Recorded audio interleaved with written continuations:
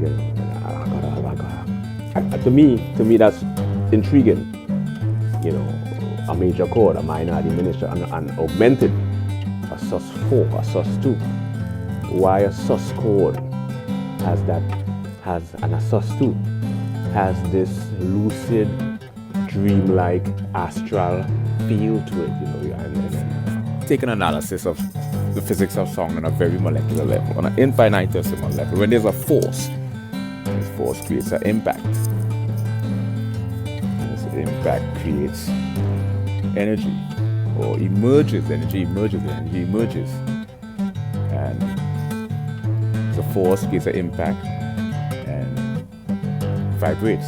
Energy emerges and vibrates. And then it propagates at, let's say, around 700 plus miles an hour. While the sound travels, it has amplitude